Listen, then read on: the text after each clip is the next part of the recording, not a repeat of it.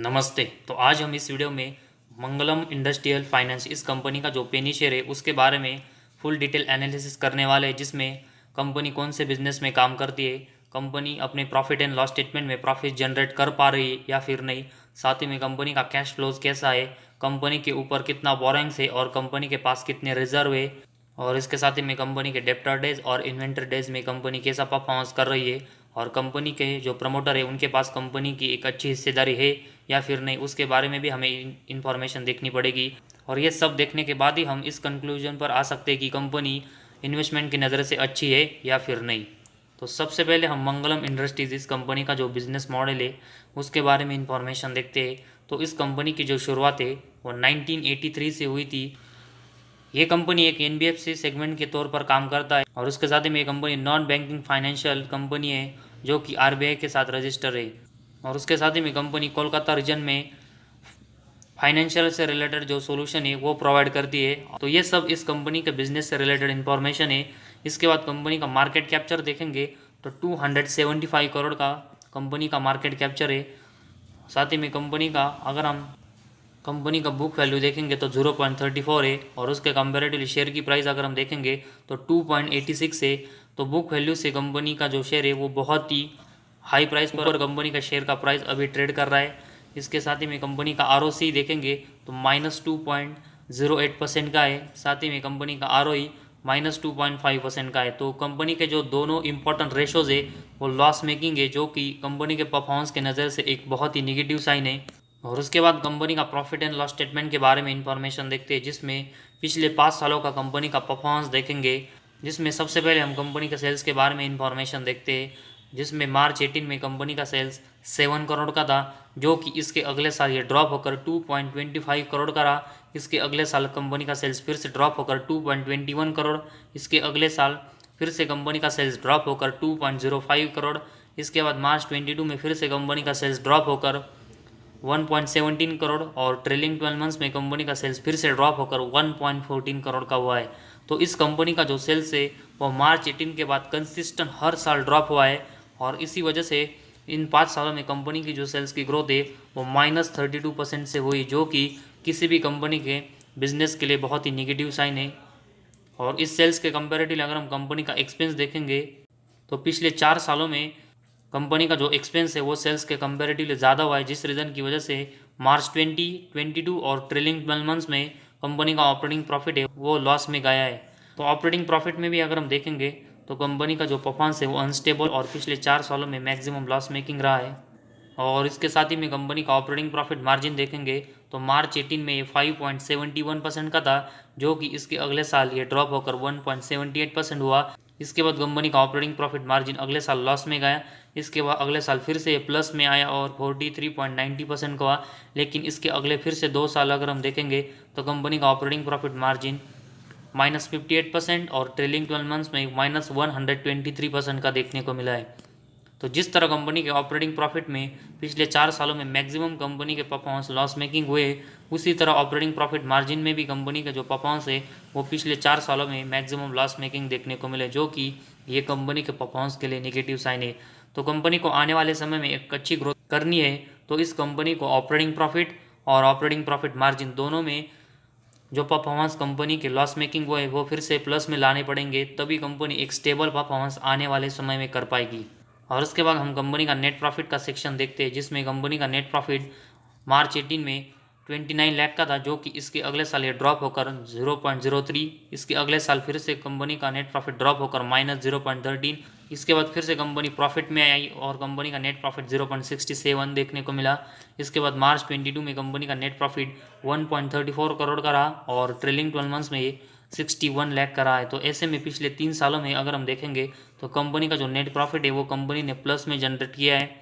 तो इस कंपनी का अगर हम ऑपरेटिंग प्रॉफिट मार्च 22 और ट्रेलिंग 12 मंथ्स में देखेंगे तो लॉस मेकिंग था, और इसके बावजूद अगर हम देखेंगे तो कंपनी के नेट प्रॉफिट में कंपनी नेट प्रॉफिट है वो प्लस में जनरेट कर रही है। उसका सबसे बड़ा जो रीज़न है वो अगर हम देखेंगे तो मार्च 22 और ट्रेलिंग 12 मंथ्स में इन दोनों साल में कंपनी ने अदर इनकम 3 करोड़ का जनरेट किया है, और इसी रीज़न की वजह से कंपनी का ऑपरेटिंग प्रॉफिट लॉस में होने के बावजूद कंपनी का नेट प्रॉफिट है वो कंपनी का मार्च 22 और ट्रेलिंग 12 मंथ्स में प्लस में देखने को मिला है। तो किसी भी कंपनी का ऑपरेटिंग प्रॉफिट अगर लॉस में होता है और उसके कंपेरेटिवली कंपनी का जो नेट प्रॉफिट है वो अदर इनकम की वजह से प्लस में आता है, वो उस कंपनी के परफॉर्मेंस के लिए बहुत ही निगेटिव साइन होती है। क्योंकि किसी भी कंपनी के अदर इनकम के बारे में अगर हम देखेंगे तो इसके जो नंबर्स है वो बहुत स्टेबल नहीं रहते, बहुत ही ऊपर नीचे होते हैं और इसी वजह से कंपनी का परफॉर्मेंस है वो भी बहुत ही ऊपर नीचे होता है। और कंपनी का अदर इनकम में अगर हम देखेंगे तो पिछले 2 सालों में ज़रूर 3 करोड़ का अदर इनकम जनरेट हुआ है, लेकिन उससे पहले अगर हम देखेंगे तो कंपनी का जो अदर इनकम है वो मैक्सिमम ज़ीरो था। और इसी वजह से आने वाले समय में कंपनी का जो अदर इनकम है उसकी कोई गारंटी नहीं है कि वो हमें अच्छा सा यहाँ पर जनरेट होते हुए देखने को मिलेगा, वो फिर से ज़ीरो भी होते हुए देखने को मिल सकता है। और इसी वजह से हम इस कंपनी के ऊपर अदर इनकम से जो नेट प्रॉफिट जनरेट हुआ है उसके ऊपर ज़्यादा ट्रस्ट नहीं कर सकते। और उसके बाद कंपनी का अर्निंग पर शेयर के बारे में इंफॉर्मेशन देखेंगे तो पिछले 3 सालों में ये सिर्फ 0.01 जनरेट हुआ है, जो कि बहुत ही कम है। तो इसी वजह से कंपनी को अर्निंग पर शेयर के नंबर से वो भी यहाँ से ज़्यादा दिखाने पड़ेंगे ताकि कंपनी की एक अच्छी ग्रोथ हो। तो प्रॉफिट एंड लॉस स्टेटमेंट में ये कंपनी ज़रूर प्रॉफिटेबल है, लेकिन कंपनी का जो नेट प्रॉफिट जनरेट हुआ है वो कंपनी के अदर इनकम की वजह से हुआ है, जो कि हम इसके ऊपर ज़्यादा ट्रस्ट नहीं कर सकते और इसी वजह से हम इस कंपनी में ट्रस्टली इन्वेस्टमेंट नहीं कर सकते। और उसके साथ ही में कंपनी की जो सेल्स की ग्रोथ है वो कंसिस्टेंट डाउन हो रही, जो कि कंपनी के बिजनेस को कंसिस्टेंट डाउन कर रहा है। तो इसमें भी कंपनी को आने वाले समय में ग्रोथ करनी पड़ेगी, तभी प्रॉफिट एंड लॉस स्टेटमेंट में सभी सेगमेंट में कंपनी अच्छा परफॉर्मेंस कर पाएगी। और उसके बाद कंपनी की बैलेंस शीट के बारे में हम इंफॉर्मेशन देखते हैं, जिसमें कंपनी के पास सितंबर 22 में -63.03 करोड़ के रिजर्व है, जो कि मार्च 18 में +0.08 रिजर्व थे। तो इस कंपनी के जो रिजर्व है वो मार्च 18 के बाद इसकी जो ग्रोथ है वो कंसिस्टेंट डाउन हुई है और ये कंसिस्टेंट हमें पिछले 4 साल में लॉस मेकिंग परफॉर्मेंस करते हुए देखने को मिला है। और उसके कंपेरेटिवली अगर हम देखेंगे तो ये कंपनी डेट फ्री नज़र आ रही है। तो कंपनी का जो बोरेंस है वो बिल्कुल ज़ीरो है, लेकिन उसके साथ ही में कंपनी का जो रिजर्व है वो लॉस मेकिंग है, जिसकी वजह से इस कंपनी की जो बैलेंस शीट है वो हमें थोड़ी ख़राब होते हुए देखने को मिली है। तो इस कंपनी की जो बैलेंस शीट है वो बहुत ही स्ट्रांग होती है, लेकिन अभी भी कंपनी का जो रिजर्व लॉस मेकिंग है वो कंपनी को प्लस में लाने पड़ेंगे, तभी ये कंपनी की जो बैलेंस शीट है वो हमें स्ट्रांग देखने को मिलेगी। तो कंपनी का जो बोरेंस है वो बिल्कुल ज़ीरो है, जिसकी वजह से कंपनी को कोई इंटरेस्ट रेट नहीं चुकाना पड़ता।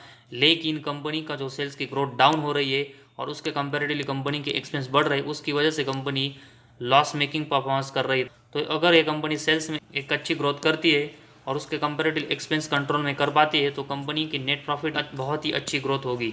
तो इसलिए कंपनी डेट फ्री है, लेकिन साथ ही में कंपनी का जो सेल्स की ग्रोथ है वो भी आने वाले समय में बढ़ानी पड़ेगी, ताकि कंपनी की एक अच्छी ग्रोथ हो और कंपनी नेट प्रॉफिटेबल हो।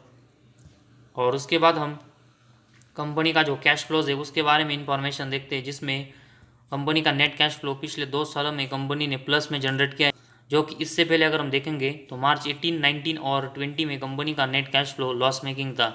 तो पिछले 2 सालों में कंपनी ने अपना जो नेट कैश फ्लो है उसमें एक बहुत ही अच्छी ग्रोथ की है और ऐसी ग्रोथ कंपनी को कंसिस्टेंट आने वाले समय में नेट कैश फ्लो में करनी पड़ेगी, ताकि कंपनी एक नेट कैश रिच कंपनी बने।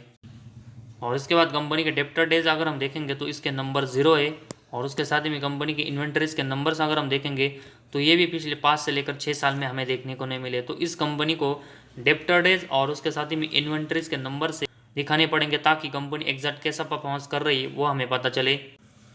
और उसके बाद कंपनी का शेयर होल्डिंग पैटर्न देखेंगे, जिसमें प्रमोटर के पास 74.54% के एक मेजोरिटी स्टेक है, साथ ही में पब्लिक के पास 25.47% के स्टेक है। तो इस कंपनी में मेजोरिटी स्टेक इस कंपनी के प्रमोटर के पास है, जो कि एक अच्छा साइन है। लेकिन इस कंपनी का अभी हमने जो परफॉर्मेंस देखा है, जिसमें कंपनी अदर इनकम की वजह से नेट प्रॉफिट में आई है, जो कि कंपनी के परफॉर्मेंस के लिए बहुत ही अनस्टेबल है। ये साथ ही में कंपनी के सेल्स की ग्रोथ -32% से डाउन हो रही, जो कि कंपनी के बिजनेस के लिए एक निगेटिव साइन है। कंपनी का जो रिजर्व है वो लॉस मेकिंग है। डेप्टर डेज और इन्वेंटरीज के नंबर से वो अभी हमें मालूम नहीं है, जिसकी वजह से इन सेगमेंट में कंपनी कैसा परफॉर्मेंस कर रही है वो हम यहाँ से एनालिसिस नहीं कर सकते।